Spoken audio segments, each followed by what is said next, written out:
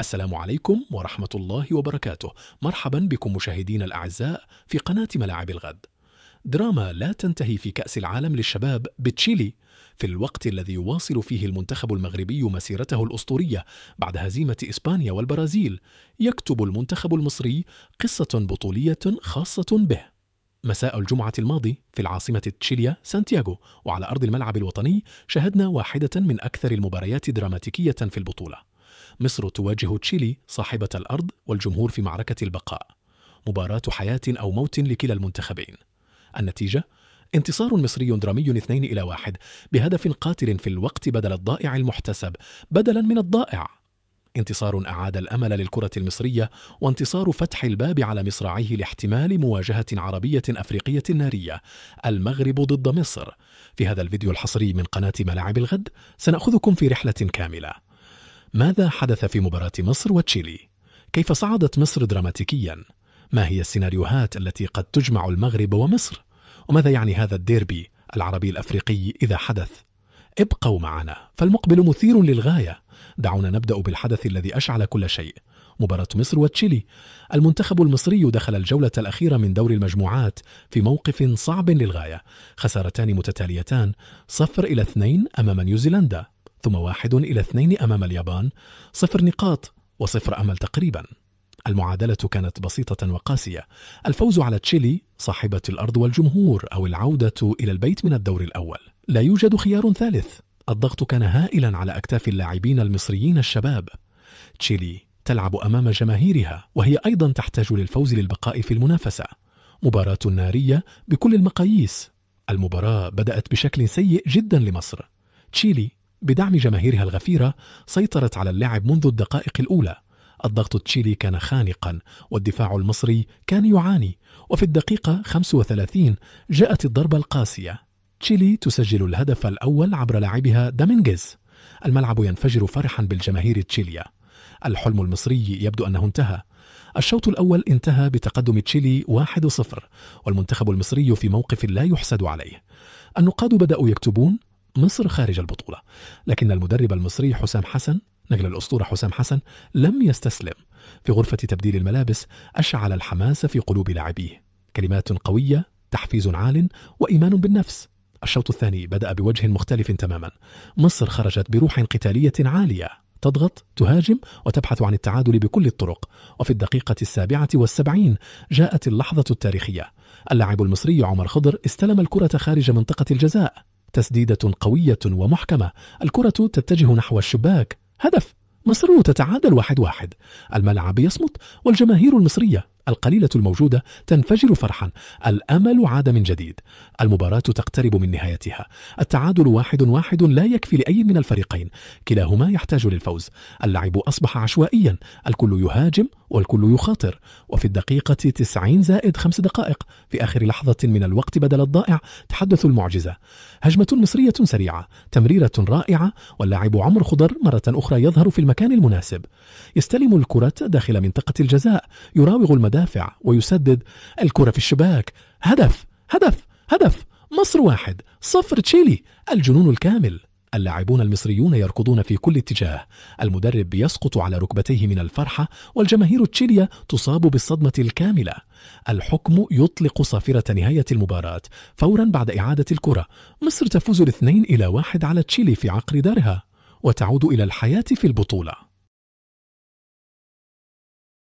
عمر خضر بطل المباراة بلا منازع يسجل هدفين في أهم مباراة، اسم سيكتب بحروف من ذهب في تاريخ الكرة المصرية. هذا الفوز الدرامي وضع مصر في موقف أفضل ومنحها أملا في التأهل كأحد أفضل المراكز الثالثة، ولكن الأهم من ذلك فتح الباب أمام احتمال مواجهة عربية أفريقية نارية مع المغرب.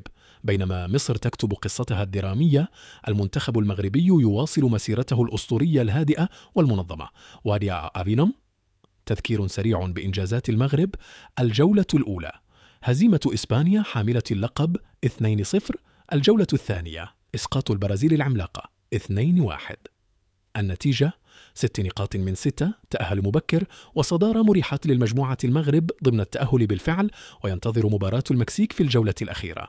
حتى الخسارة لن تضره، لكن الفوز سيعني 9 نقاط من 9، رقم مثالي يرسل رسالة قوية لبقية المنتخبات. المغرب حتى الآن هو الفريق الأكثر إثارة للإعجاب في البطولة. التنظيم التكتيكي المحكم، الأداء الجماعي الرائع، والثقة العالية بالنفس جعلت من الأشبال المغاربة مرشحا جديا للذهاب بعيدا في هذه البطولة. النجوم مثل ياسين كسيم، عثمان معمة، وياسر الزبيري أصبحوا حديث العالم، والأندية الأوروبية بدأت تراقب عن كثب. الآن السؤال الكبير: كيف يمكن أن يلتقي المنتخبان في هذه البطولة؟ على خرنوم السيناريو الأول دور 16 الأكثر احتمالا، هذا هو السيناريو الأكثر احتمالا وإثارة. دعونا نفهم كيف. المغرب متأهل كمتصدر للمجموعة الثالثة، أو على الأقل أحد المتأهلين الأول أو الثاني، سيواجه أحد المراكز الثانية أو الثالثة من مجموعة أخرى. مصر بفوزها على تشيلي أصبحت لديها 3 نقاط، ستحتاج للتأهل كأحد أفضل 4 مراكز ثالثة. فرصها معقولة، خاصة مع فارق الأهداف الأفضل مقارنة ببعض المنتخبات الأخرى. إذا تأهلت مصر كأحد أفضل المراكز الثالثة، فمن المحتمل جدا أن تواجه المغرب في دور 16 حسب الترتيبات والقرعة. أدرى أربعة السيناريو الثاني ربع النهائي، إذا لم يلتقيا في دور 16 فربما يلتقيان في ربع النهائي. هذا يعني أن كلا المنتخبين نجح في تجاوز دور 16، وبالتالي ستكون المواجهة أكثر أهمية وإثارة. ديربي عربي أفريقي في ربع نهائي كأس العالم للشباب، هذا سيناريو أحلام لكل عشاق الكرة العربية.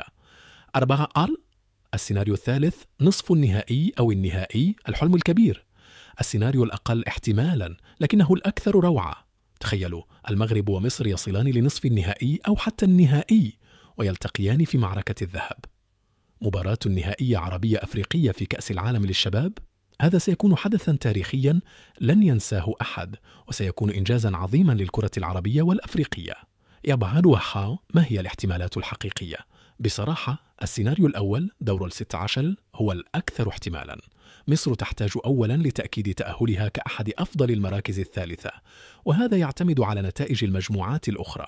لكن حتى لو لم يلتقيا، مجرد وجود منتخبين عربيين في الدور الإقصائي هو إنجاز بحد ذاته ومصدر فخر لكل العرب. قبل أن نحلم بالمواجهة القادمة، دعونا نعود قليلا للتاريخ. 4 لقاء نصف النهائي كأس أفريقيا للشباب 2025، آخر مواجهة رسمية بين المنتخبين كانت في مايو 2025 في نصف نهائي كأس أفريقيا للشباب المقامة في مصر. المباراة كانت نارية، لعبت في ملعب 30 من يونيو في القاهرة أمام الجماهير المصرية الغفيرة. الضغط كان هائلا على المنتخب المغربي، لكن الأشبال المغاربة أثبتوا قوتهم وصلابتهم. النتيجة فوز المغرب 1-0 بهدف وحيد نظيف، هدف قاتل أسكت جماهير القاهرة ووضع المغرب في نهائي البطولة الأفريقية. في اللانهائي واجهوا المغرب جنوب أفريقيا. المباراة كانت صعبة وانتهت بفوز جنوب أفريقيا 1-0، لكن المغرب حصل على المركز الثاني وضمن التأهل لكأس العالم في تشيلي. مصر من جهتها تأهلت أيضا لمونديال تشيلي بوصولها لنصف النهائي في البطولة الأفريقية رغم خسارتها أمام المغرب. دعونا نكون موضوعيين ونحلل نقاط القوة والضعف لكل منتخب. 4 المنتخب المغربي. نقاط القوة: التنظيم التكتيكي المحكم. المدرب محمد الوحبي يملك رؤية واضحة وخطة محددة لكل مباراة. الأداء الجماعي المتكامل، لا يعتمد على نجم واحد بل على عمل جماعي منظم. الثقة العالية، الفوز على إسبانيا والبرازيل منح اللاعبين ثقة كبيرة جدا. العمق في التشكيلة، لديه بدلاء أقوياء يمكنهم صناعة الفارق. التجربة الأفريقية، فاز على مصر في نصف النهائي الأفريقي، يعرف كيف يلعب ضدها. نقاط الضعف: الضغط النفسي، التوقعات العالية قد تشكل ضغطا. الإصابات المحتملة، أي إصابة للاعب أساسي قد تؤثر. المنتخب المصري